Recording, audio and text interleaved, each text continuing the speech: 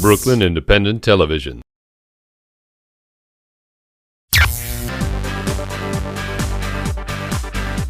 Welcome to Brooklyn Review. I'm Brian Vines. It's one of the biggest threats to public safety in the city, claiming the lives of seniors and children at an alarming rate. It's not drugs or illegal guns, and there's no stopping and frisking that's going to end this epidemic.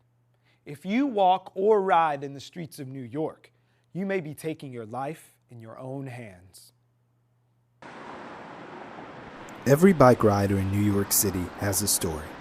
A tight squeeze, a near miss, and if they're lucky enough to tell it, a story about the time they walked away from a crash.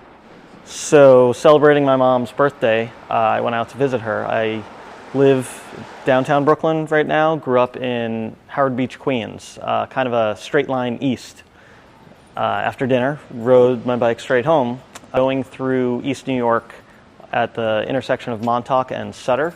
The car made a left-hand turn without noticing me in the least, and I went flying. I remember seeing every lamppost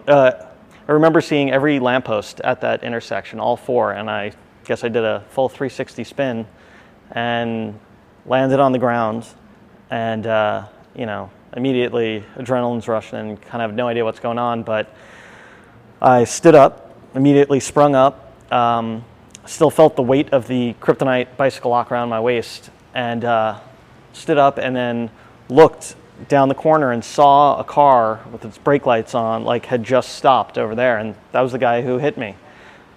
Tried catching my breath, scream, wait. I saw a couple of people around that I assume had seen the accident, and I fell right back down. All the trauma had been just dropped like a sack of potatoes. I could still see the wheels, the back wheels, literally like burn rubber and smoke come out as it just fled. I broke 3 ribs, which is painful, and either the car windshield or one of the broken ribs itself lacerated my spleen.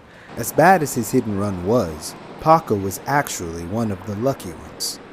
According to the city's numbers, there were 237 traffic fatalities across the 5 boroughs in 2011. 21 of those deaths were a result of clashes between bicycles and motor vehicles. In Williamsburg, 30-year-old Matthew Lefebvre was hit and killed by a flatbed truck at the intersection of Morgan Avenue and Meserole Street, before his body was dragged 40 feet and his bike another 130. The driver who hit Matthew did not receive one of the 84 careless driving citations issued by the NYPD last year. The driver who hit Paco was never even pursued. The victim, they want to know that there's going to be repercussions for that driver, but fortunately in New York, if you want to kill someone, use a car and you'll get away with it. In hit and runs where the victim survives, the decision to investigate comes down to the line between recklessness and criminal negligence. I mean, the word accident is wrong. It's not an accident. An accident is if your brakes fail and you swerve out of control. If you're on your phone or just not looking or not yielding right away, that's not an accident. That's reckless driving. You have to show that someone was behaving recklessly in order for there to be a consideration of criminal charges. And the main way of showing that someone was behaving recklessly is to demonstrate that they were violating multiple traffic laws at the same time when they hurt the person. Now, if the violation of the traffic laws aren't being investigated and found and determined, there's no way it can ever get to the point of being classified as a criminal offense. Steve Vaccaro is an attorney at Rankin and Taylor and was featured in the New York Times for his work focusing on cyclist rights. He also represents Matthew Lefebvre's parents in a lawsuit they filed against the NYPD to release the records of his accident. If NYPD were to conduct a meaningful investigation in every crash that results in a fatality or serious physical injury, And that's the requirement of the law. The state law, the Vehicle and Traffic Law 603A, says that NYPD has to conduct those investigations. They're not doing it. And they couldn't do it with the staff they have now. As it is right now, only 18 officers in the entire city of New York are trained to be part of what's called the AIS, or the Accident Investigation Squad. And they're the only ones that are trained to do this type of investigation. It's simple math. In 2010, 13,892 cyclists and pedestrians were injured by drivers. Divide those incidents by the current number of AIS personnel, and each investigator would be responsible for 731 cases. In March, New York City Council Member Steve Levin introduced a bill that would rewrite that equation. The Police Patrolman's Guide says that there only needs to be an investigation when a crash produces somebody either dying or somebody likely to die.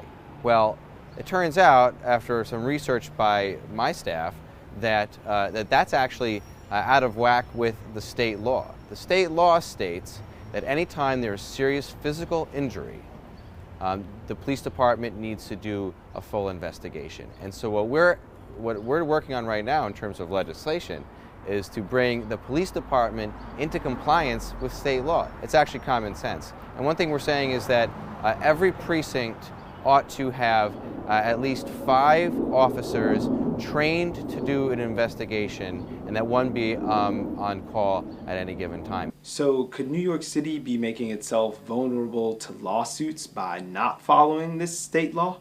There is some authority to suggest that NYPD has this duty to conduct an investigation, and that the individuals who are the victims in these cases, if they are harmed in a certain way by the lack of investigation, potentially could pursue a claim against NYPD.